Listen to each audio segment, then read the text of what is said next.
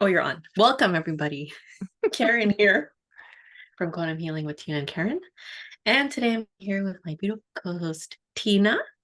Hello.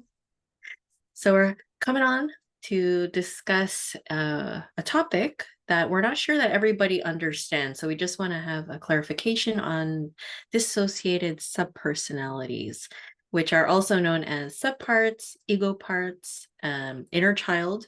So those are like variations of the things that we say if we do hear it in videos or in your own remote spirit release session, etc. So we're going to break it down for you so that you kind of understand what they are, what it means, what they could mean, how they come up in sessions in your life, how they can interfere with just everything in general. They could be kind of mistaken maybe sometimes as entities, but they could also have attachments. So we're going to talk about all of that. So go ahead, Tina, if you'd like to start it off. So let's break it down. So dissociated subpersonalities. These are aspects of the self, of the personality, so of the ego, that split off from the whole ego when a trauma occurs. A trauma being defined as anything that overwhelms the brain and nervous system. So that is very subjective and it's going to be different for everyone. What is traumatic for you might not be traumatic for me. There's so many factors involved in that. Okay, so that's the definition. Now, what is dissociation? So dissociation is when that part breaks off from the whole. So it splits off. That's the dissociation. And any time throughout your life from that point on, when those same emotions and feelings get triggered, that part of you comes out of the body again. It dissociates. And then you land in that trigger, feeling all of those things all over again, like an emotional flashback. Yes. And if there is a lot of trauma, say you grew up in an unstable household where every day was like walking on eggshells, there was no safe place to be, you develop complex post-traumatic stress disorder. You can have hundreds and thousands of these parts that are split off because there was nowhere that was safe. Mm-hmm. And so what happens later on in life or throughout the life is that it becomes very difficult to be in the body. Mm-hmm. Very difficult to occupy the body because there's all these split parts. And these split parts can often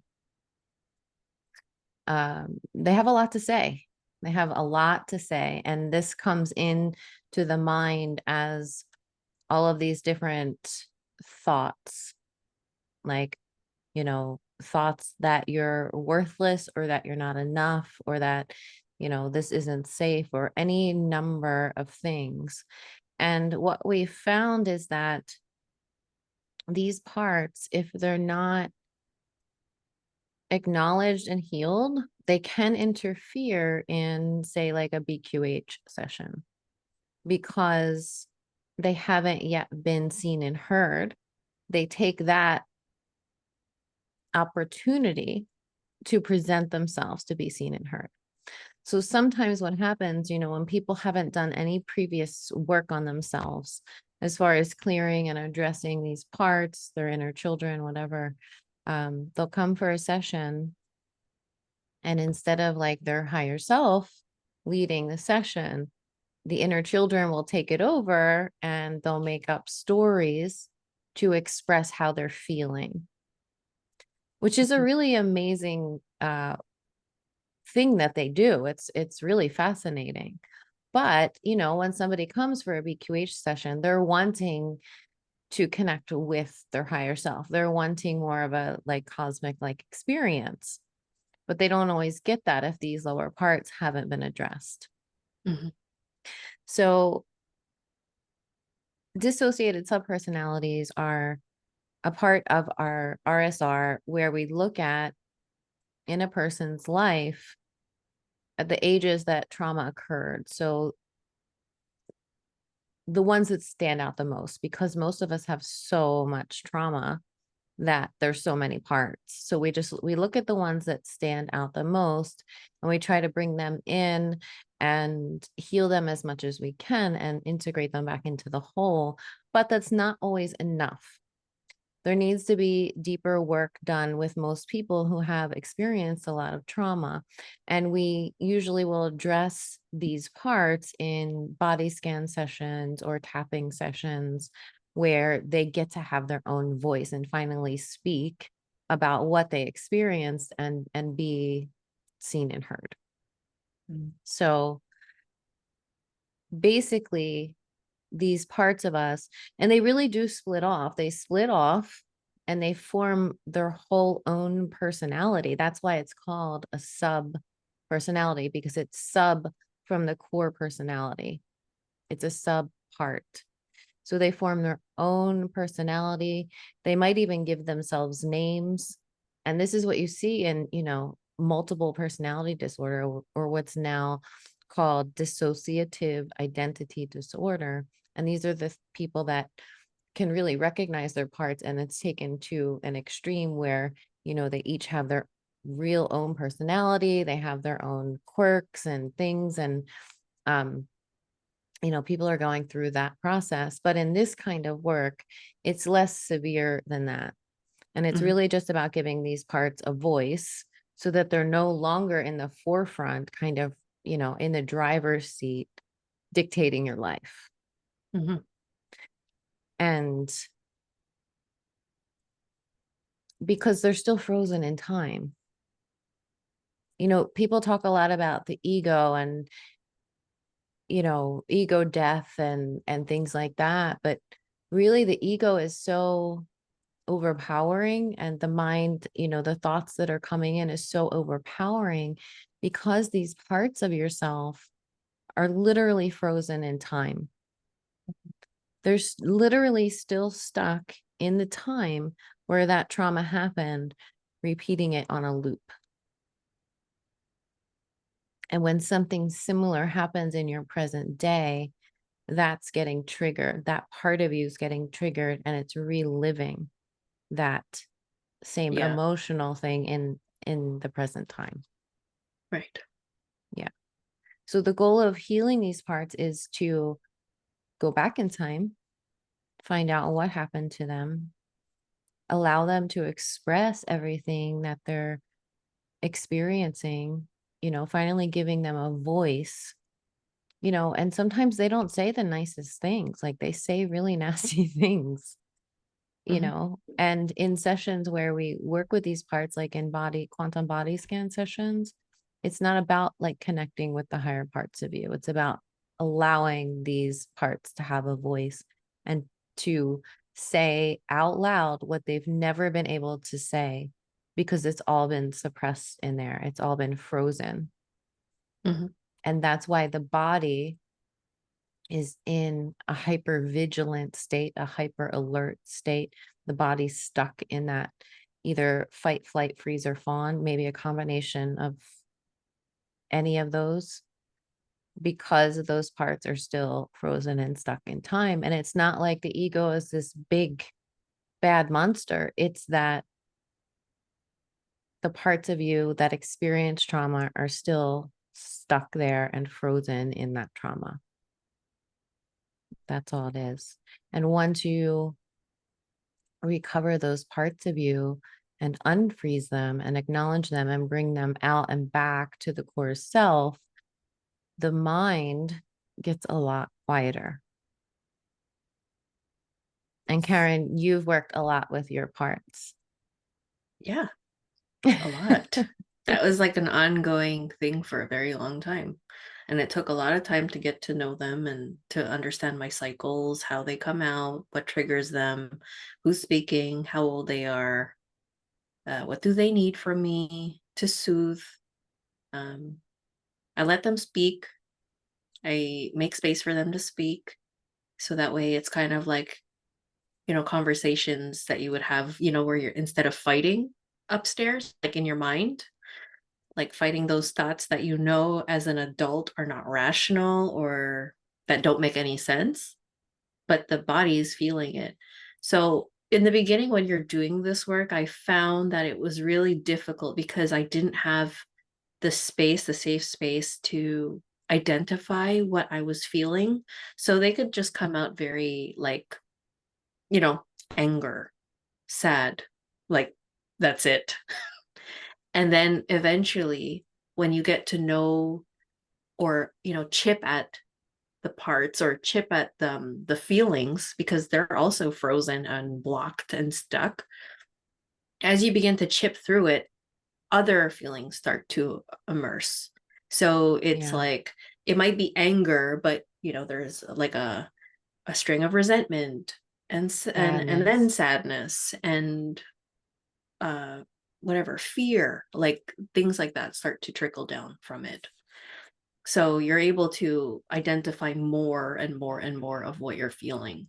So that way, let's say someone, like I used to be very reactive in a way that when I was younger, at least I'm speaking for when I was in my teens, that I would just be really angry and kind of lash out and felt very bipolar. I remember even thinking I was bipolar. I could have been diagnosed as that. And it would just come out in anger. But I would not, I would suppress a lot of the sadness because I was not allowed to feel sad. So it was only later that I was able to address that I was sad because of X, Y, and Z, whatever it was. Mm. So it was just like things like that. It's just like that kind of comes out. And then later on, you're able to sit with your sadness because that you know exactly what the body is feeling. You'll be able to identify everything and then be able to sit with it and then release. Yeah. And how this can show up sometimes is, most people who grow up in neglectful or abusive households, that becomes their normal. So they're Mhm. used to suppressing everything they're feeling because they're not allowed to feel. It's not safe to feel. They're suppressing it all, suppressing it all, suppressing it all. And then there's a trigger event. It usually happens in the early to mid 20s. There's some kind of trigger event that happens. And that could be an accident, surgery, something like a big event, something overwhelming to the system that will then trigger the anxiety, trigger the panic attacks, trigger the like emotional flashbacks and PTSD like symptoms, because it's like the emotions have built up in layers over time to where they like reach this boiling point, the trigger happens, and then they just explode. Oh And yeah, then I the know when mine exploded. yeah, and the body becomes overwhelmed with it all. And then you're just stuck in this state of anxiety and panic, not knowing how to get out of it, not knowing why you feel that way, not knowing that it's because of these layers of suppressed trauma and emotions and dissociated subparts that are there that have not yet been seen, heard, felt through, and addressed. So that is the root cause of symptoms of anxiety and panic. And these parts can have their own attachments. Mhm. So, you know, an inner child who has been exiled by you, you've exiled that part, can almost act like a black magician. Oh And yes. very much a shadow part, and can have its own entities being controlled by entities. And it can like the entities, it can like to work with the entities and can have a very strong relationship with those entities and not want to let go of those entities. So this is a part that takes a lot of effort to retrieve, to work with, to heal. So yeah, I forget where I was going with that.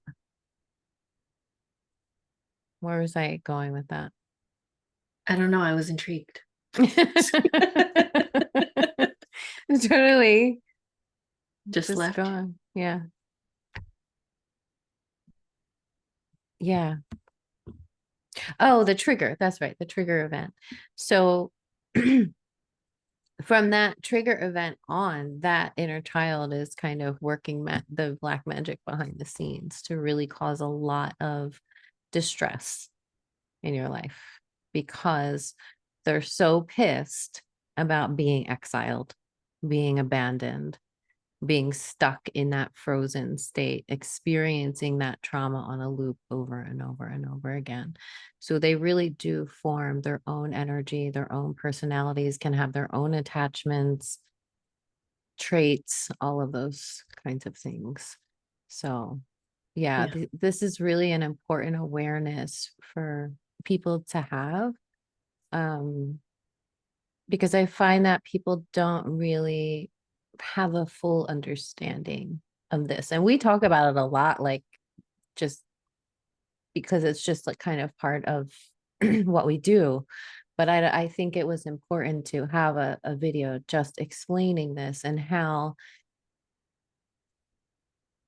the dissociation, especially because it's not safe, right? It's not safe to be in the body. So that's what we learn to do as children in an unsafe environment, is to come outside of the body because the body's not safe, whether it's being verbally, emotionally, physically abused or neglected. It's not safe to be in the body. So we learn that from an early age, and it works for us. It works to protect the core self in a way until it doesn't anymore. You know, when you hit that trigger point in your 20s and it just isn't, the dissociation isn't working for you anymore. It's working against you. When you hit that trigger point, it's like all of the tools that have been working for you up until that point don't work anymore. It's working against you instead. And that's when you kind of need to bring attention to it, to recognize it. Because the more you leave your body open, not So what inhabiting the does that body. mean for those who don't understand what that means? What? Leaving the body. Like when we say dissociated, it's like when you mentally check out. So you could go into a daydream. You could, like, for me, like a telling point of me not being dissociated or out of body was I don't have very many memories Mm, because I don't recall them because I wasn't here. I wasn't present in my body experiencing them. Something else was, or I was on cruise control and I was just going with the motions of the Matrix life, but I was gone. I was elsewhere, fantasizing, dreaming, just not here. So just wanted to yeah. say that. Right. So that's being out of the body. It's not being fully grounded in. So not even just in the mind, but pulling that energy down and embodying your energy, at least being able to get down to the heart space, you know, Yeah. and anchoring in the body. Because when you leave the body, when you dissociate from the body, you're leaving your body open for other energies to come in. Mm-hmm. Mm-hmm. And, you know, it just becomes a habit. You leave, you leave. And, you know, what's interesting is that clients have talked about like being out of the body, like sitting beside myself. They'll use words like, I'm beside myself, Mm-hmm. which basically means I'm dissociated. I'm beside myself. Like this happened, this big thing happened, and I'm beside myself because your energy is literally outside of you. It's not able to anchor in because it's unsafe. It's overwhelming for the system. So, um, you know, one client saw that she experienced herself outside of her body and she saw an entity that was literally standing in front of her body, guarding it, not allowing her back in. So that kind of stuff can happen too. And then there can be other little sneaky entities that sneak into the body and take up space.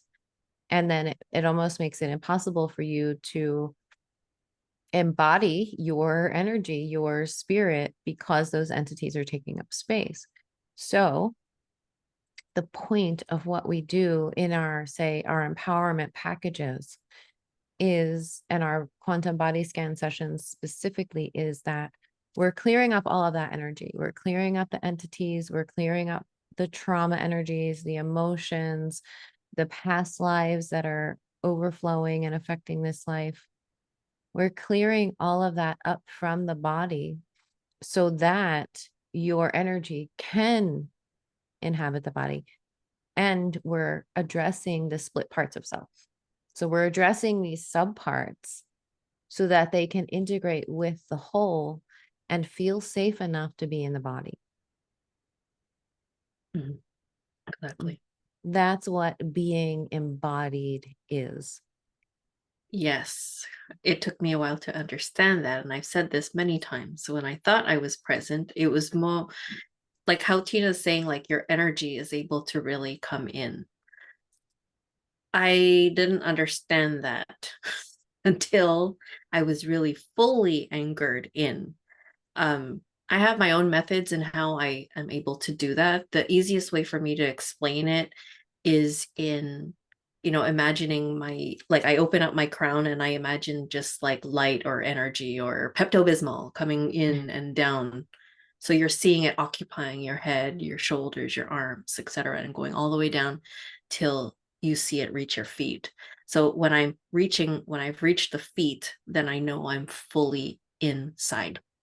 So sometimes, like, I mean, like in the beginning, when I was trying to understand the concept of presence or being present in the body, it was more a mental understanding of it, but my body did not get it yet.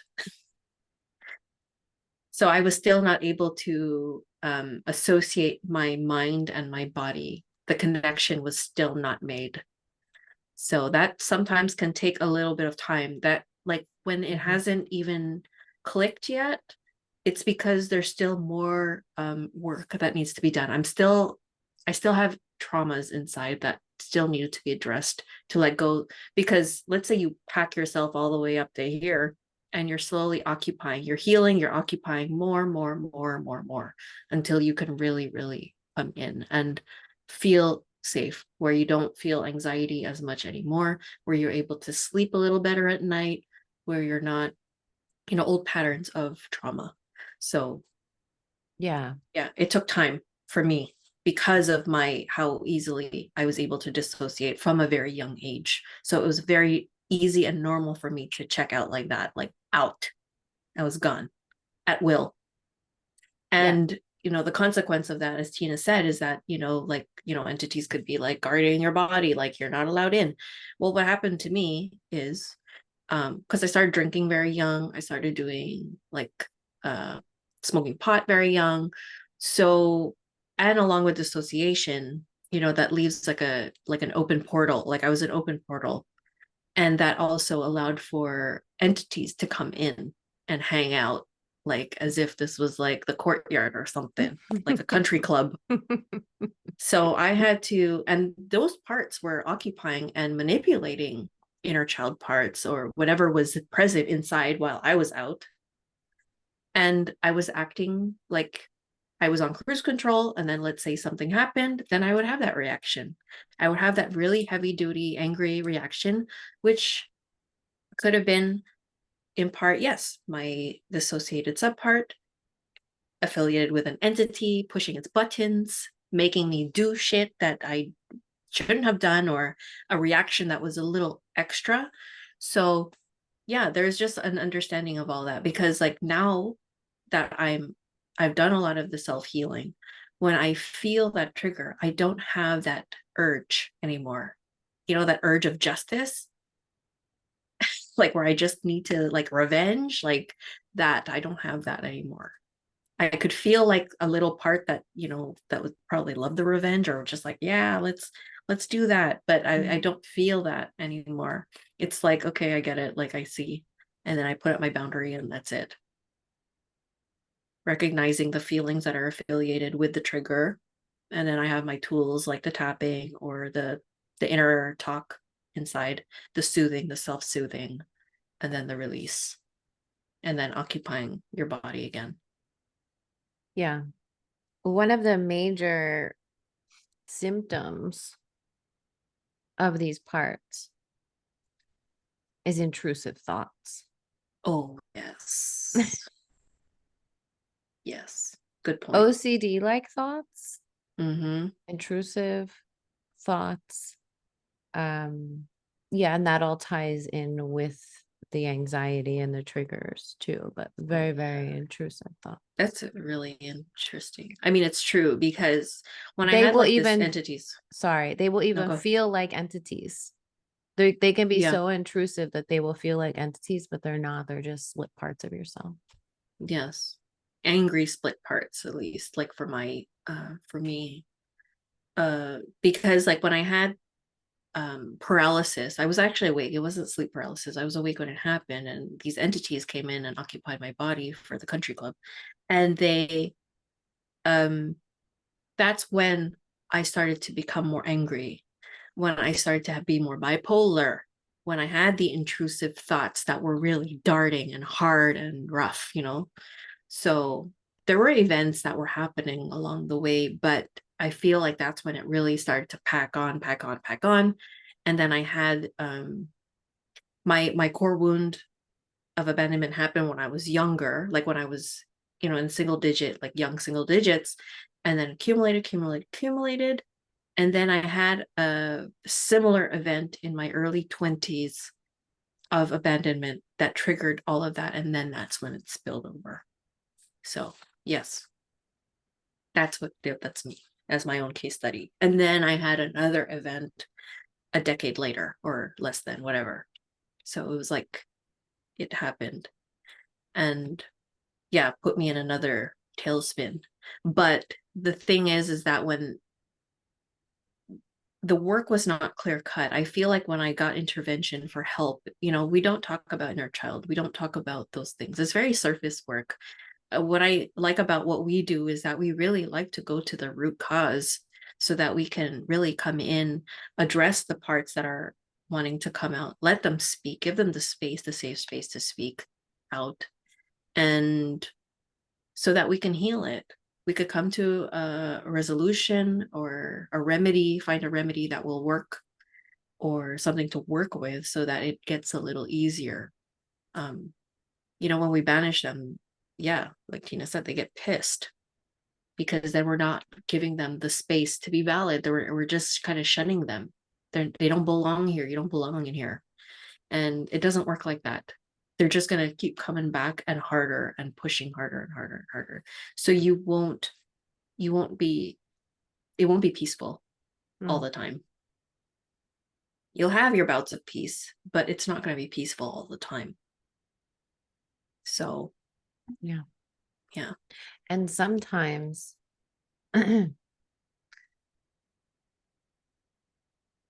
sometimes you have to really put your parts in their place. Yes. You did all that too. Yes, Like it's absolutely. not always all lovey-dovey. Like once you give them the space to, have their feelings, they're heard. And if they're still badgering, then you just have to be like, no, stop. That's enough. Yeah, you got to parent them like how you would your child if you do Yeah. have children, or how you would, have set that boundary with yourself, those parts. I mean, it is nice, like to at first to be like, okay, acknowledge you, I understand, I hear you, I love you. And then, but sometimes they would be so rough, like just keep going and going, like, you know, where they remain a victim, staying a Mm-hmm. victim, and like feel sorry for me, like, that happened to me. And then after that, it's like, okay, fuck, I get it. Like, I hear you. I know. Shut up for a second. Like, it's enough. Yeah. I know. It sucks. And that's where the reparenting yourself and the reprogramming of the mind, of the ego, because these parts can be very, very negative. So Mm-hmm. it's teaching them again through reframing those Mm-hmm. thoughts when, the thought is, I'm not worthy, I don't deserve anything, I'm not enough. It's reframing those thoughts into I am worthy, I am deserving, I am enough. Really teaching them how to reframe those thoughts, and that Mhm. those things aren't true. That's not true. That's what you say. That's not true. I am worthy, I am deserving, I am dot dot dot. And you have to be consistent. You have to do it all the time, every day, until it clicks. And once it finally clicks, you only have one voice in your mind, and it's peaceful. Oh my And God, that's it. yeah. Yeah. It took years. I mean, a long time for me to get here. But it it is a lot of dedication and understanding and compassion, a lot of compassion for how they come about, a lot of patience, a lot of crying, like because you have to think about how trauma has, the trauma you've experienced and the invalidation part of it, and coming into a space of getting comfortable with validating and understanding and chipping away at all your feelings in there. It's a lot of work. And then eventually, yeah, it does get peaceful. You get bouts of peace, and then life happens and you address it again, and then it gets quicker and quicker, and you're not as obsessive. It's not as um like you're not in a constant state of anxiety anymore.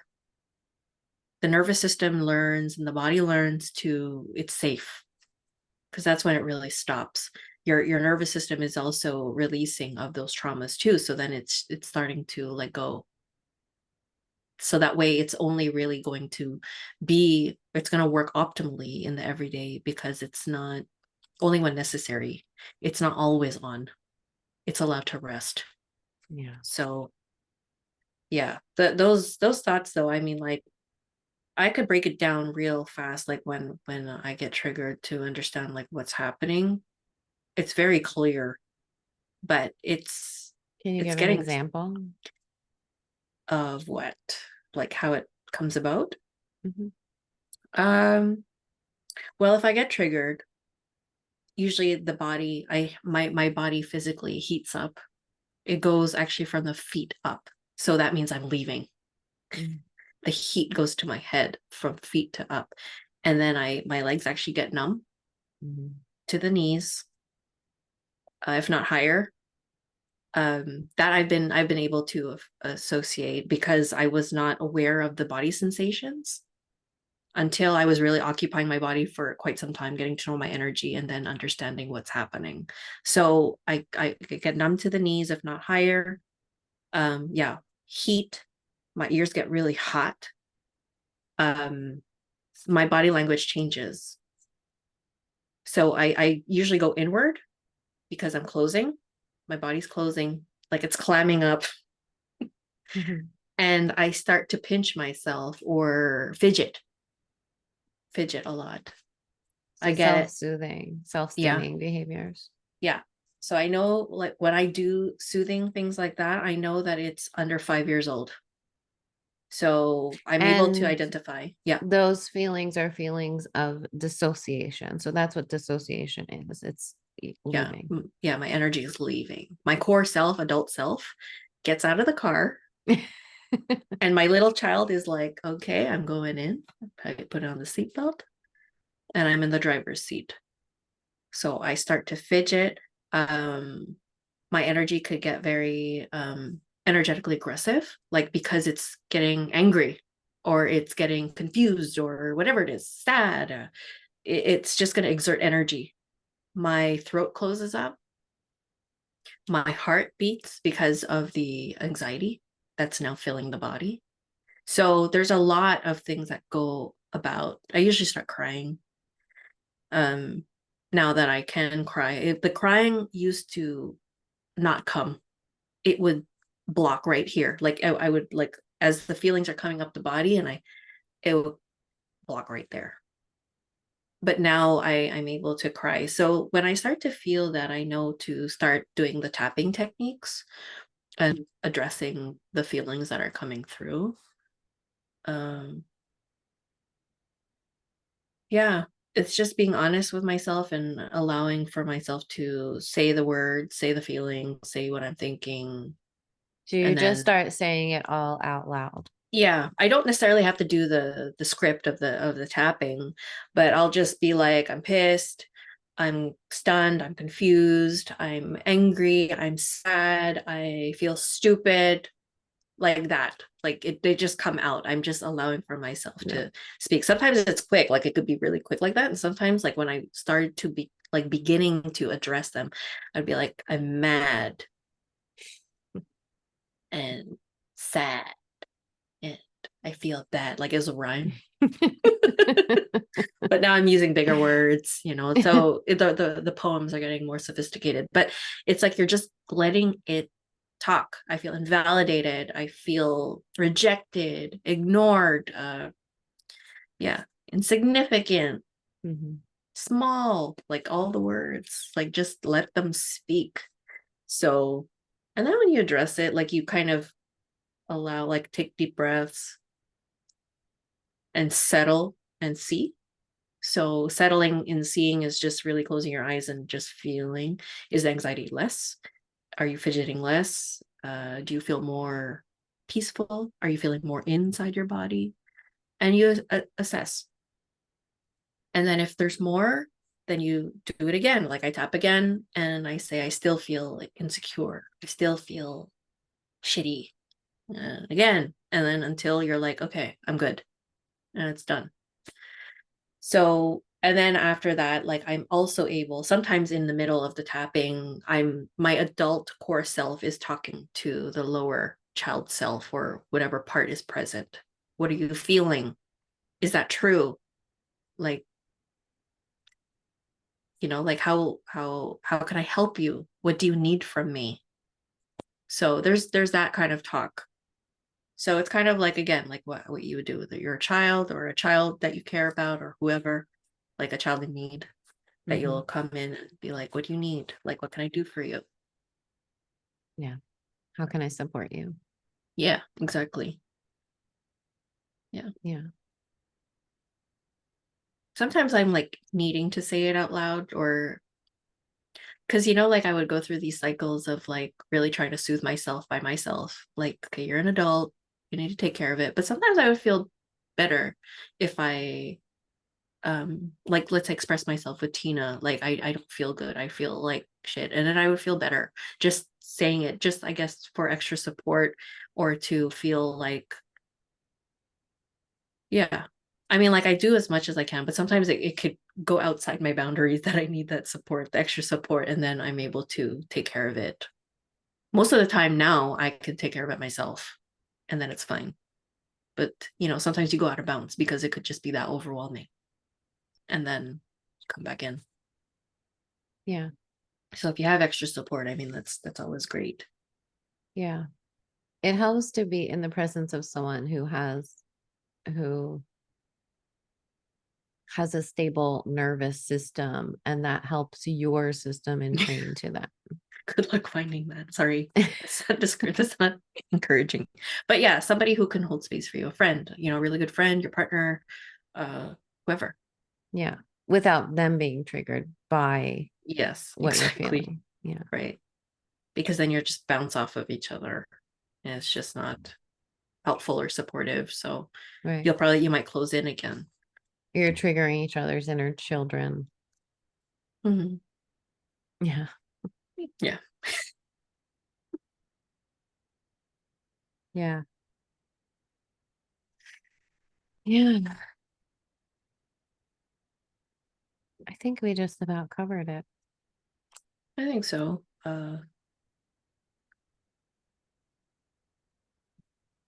Yeah, it's really understanding yourself and how, you know, these parts, you know, sometimes like I think I'm only speaking about being triggered, but let's say there's something enticing, like a romantic relationship, someone coming into your field, wooing you, feels great.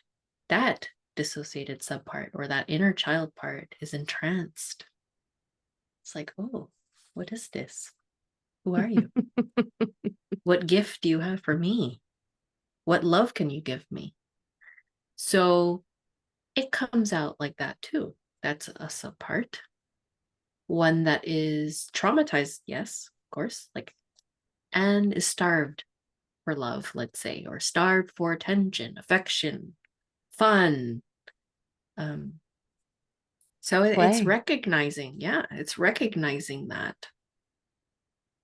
and being able to observe yourself, especially when you're not, when the feelings are so extra. You know, we could feel happiness, we could feel excitement, but it's the extra It's the that, euphoria. yes, the butterflies, the whatever. Like when you feel that euphoria, that's usually a child part, let's say. It's A part. euphoria is a huge red flag. Yes.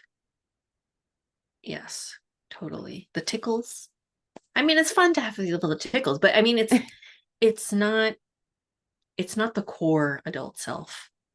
There's that excitement. I mean, because I felt excitement of as an adult and I felt euphoria, and it's not the same, but it's under the same umbrella. So you could feel it like um in one way. It's a grounded way. The euphoria is what takes it out of body and like, oh, floating on a cloud. Well, this So is how people keep ending up in false twin flame relationships or love bites. love bites, past karmic relationships, because we should do a whole separate video on this.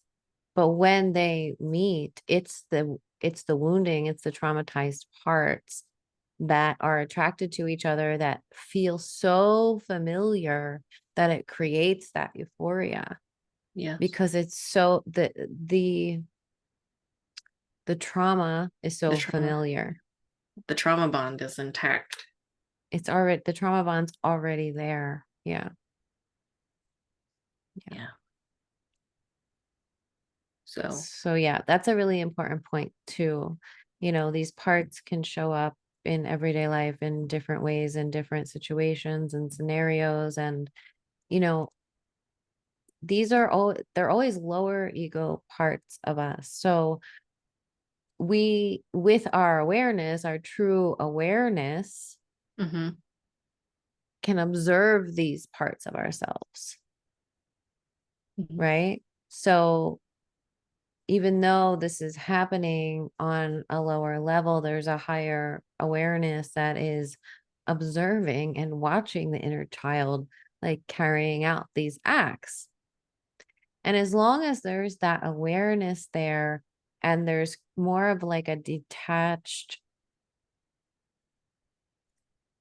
empathy or connection from that higher awareness, even though the child's like, diving in head first, it kind of creates a little bit of a cushion, I guess, or room so that you're not just getting engulfed by this energy, Yeah. of the relationship. But yeah, but that awareness is key. If you don't have that awareness and your inner child is connecting with this other inner child and you have all this energetic stuff going on, love bite or whatever it is, it's going to end badly. So just watch Yeah. out for those feelings of euphoria, the butterflies, like that real like excitement kind of stuff. That's really exciting. And it's like, oh my God, this is the one we're meant to be. All the signs are there, the synchronicities are there. But those are usually signs and synchronicities that this isn't necessarily going to end well. That it Yeah. could be orchestrated, it could be a matrix thing, a love bite, a past life connection that's replaying out again. So, just be aware when that euphoria comes to step back and not get swallowed up by it, but to really step back and observe and have the awareness from a higher perspective about what could potentially be happening. Yeah, this is a good topic of conversation. I mean, like, we should probably do another video on this. Yeah, we'll do another video on this. All right. Stay tuned. If you Yes. guys have any questions about dissociated subpersonalities, ego parts, inner children, let us know in the comments. Let us know if this made sense to you. Yeah, please. Because we don't know, because it's everyday lingo for us. So it would be really helpful if you're just really coming in, or you've had a session, or if you needed clarification on certain things, like whatever words we use. Maybe we need to do a glossary or something. But is it clear? And if it's not, then hopefully we'll find a way, or let us know what isn't clear so we could clarify that. So we want everyone to understand it, that because I find like a lot of the stuff is so complex, but because we use it in our everyday, it's just very normal and Very clear. normal. Normal and clear. So yes. Yeah. All right. Yeah. Well, we thank you very much, everybody, for coming on. We appreciate you all. And if you, again, subscribe if you'd like, and comment. We'd like to know who's here. And that's it. We appreciate you all. Sending you all of our love, and we'll see you in the next video. See you next time. Bye, guys. See ya. Peace.